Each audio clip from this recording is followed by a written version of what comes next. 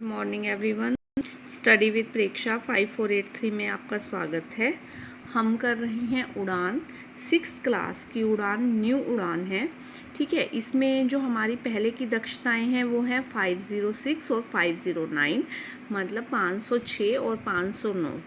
तो इसकी दक्षता जो हमारी पिछली क्लास की हैं, और इस क्लास की हैं आपकी 603 और 610। ठीक है, जो हमारी जो कार्यपत्रक 1 है वो हमारा जो है पूर्व दक्षता 506 के ऊपर है कि 506 जो हमारी दक्षता है वो है कि इस कार्यपत्रक में अध्यापक अपनी गतिविधि द्वारा विद्यार्थियों को विलय और अविलय पदार्थों के बारे में बताएंगे। विलय पदार्थ बच्चों होते हैं जो पानी में घुल जाते हैं।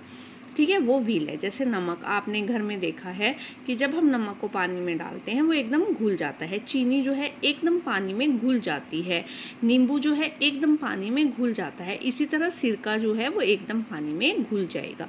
और अविलय पदार्थ वो होते हैं जो पानी में नहीं घुलते। अब चॉक पाउडर आप डालकर देखना पानी में, वो नहीं घुलेगा। तेल जो है वो पानी में नहीं घुलता, ऊपर एक लेयर बना लेता है।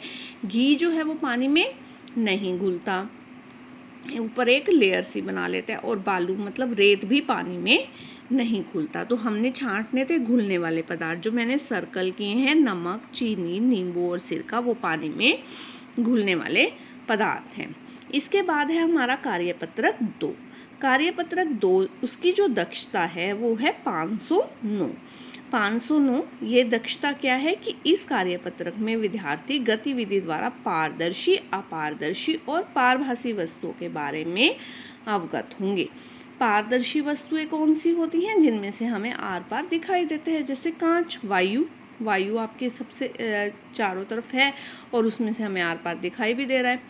ठीक है, और कांच, शुद्ध जल। ठीक है, और अपारदर्शी जिसमें से हमें दिखाई नहीं देता। आप अपनी बुक अपने आंखों के सामने लाइए, क्या आपको दीवार दिखाई देगी सामने की? आपके सामने जो चीज़ होगी दूसरी वो दिखाई देगी? नहीं दिखाई देगी, वो अपारदर्शी है। पारभासी जिसमें से हमें हल्का हल्का धुंधला धुंधला दिखाई देता है, जैसे हम तेल लगा हुआ कागज है और आप शर्ट्स खोलते हैं, उसमें से एक पेपर निकलता है जिसमें से हमें धुंधला धुंधला दिखाई देता है, बीच में वाइट कलर का, जब हम कोई शर्ट लाकर खोलते हैं। दिए गए वस्तुओं को उनकी विशेषता के अनुसार आपको निम्नलिखित तालिका में भरना है। अब कांच क्या है? पारदर्शी है, उसमें से आर पार दिखाई देता है। चमड़ा अपारदर्शी है, उसमें से आर पार दिखाई नहीं देता। लकड़ी अपारदर्शी है। कागज अपारदर्शी है, कागज तो आपके सामने ही है। प्लास्टिक अपारदर्शी है। गत्ता अपारदर्शी है।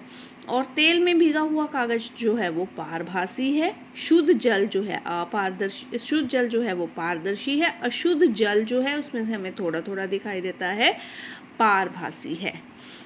ठीक है, इसके बाद हम आगे चलते हैं। आप कांच का एक गिलास लोगे, अपने प्रिय मित्र से कहो कि वह ठीक आपके सामने बैठे। क्या आपको गिलास में से अपने मित्र को देखने की कोशिश करो, क्या वो आपको दिखाई दे रहा है? हाँ, वो हमें दिखाई दे रहा है। अब उसी गिलास में पानी डालकर अपने मित्र को देखने का प्रयास करें कि आप अपने मित्र को देख पा रहे हैं। हाँ, अब भी हम अपने मित्र को देख पा रहे हैं। अब उस गिलास की जगह आपने नोटबुक लेनी है जिसमें हम लिखते हैं, और उसके अंदर से अपने मित्र को देखने का प्रयास करना है, आंखों के सामने कर कर। क्या आप उसे देख पा रहे हैं? नहीं, हम उसे नहीं देख पा रहे। अब एक कागज या कॉपी का पेज लो, उसे अपने बालों पर रगड़ो, उस तेल लगे कागज से अपने मित्र को देखने का प्रयास करें। आपको क्या दिखाई दे रहा है? हमें धुंधला धुंधला सा अपना मित्र दिखाई दे रहा है। हमें धुंधला धुंधला सा अपना मित्र दिखाई देता है। अब हम दोबारा इसी पर चलते हैं। देखिए, आपने कांच का गिलास लिया था, उसमें से आपने अपने मित्र को देखा था, आपको वो दिखाई दे रहा था। हाँ, तो कांच का गिलास कैसा है आपका? वो आपका पारदर्शी है कि उसमें से आपको दिखाई दिया। ठीक है, नोटबुक ली, नोटबुक में से नहीं दिखाई दिया, तो नोटबुक कैसी है? नोटबुक हमारी अपारदर्शी है, उसमें से हमें अपना मित्र दिखाई नहीं दिया। उसके बाद तेल लगा कागज, तेल लगे कागज में से हमें कैसा दिखाई दिया? धुंधला धुंधला सा, तो वो कैसा है? वो पारभासी होता है कि उसमें से हमें थोड़ा थोड़ा दिखाई देता है। यहाँ पे उसका आंसर दिखाई दे रहा है कि हमें उसे धुंधला दिखाई देता है। तो जिन वस्तुओं में से हमें स्पष्ट दिखाई दे वो पारदर्शी वस्तुएं हैं। कांच हो गया, वायु होगी, जल हो गया। जिनमें से हमें स्पष्ट दिखाई ना दे वो भासी वस्तुएं हैं, धुंधला दिखाई देता है, जैसे तेल लगा कागज हो गया, धुंधला शीशा हो गया, घिसा हुआ शीशा हो गया, गंदला पानी हो गया।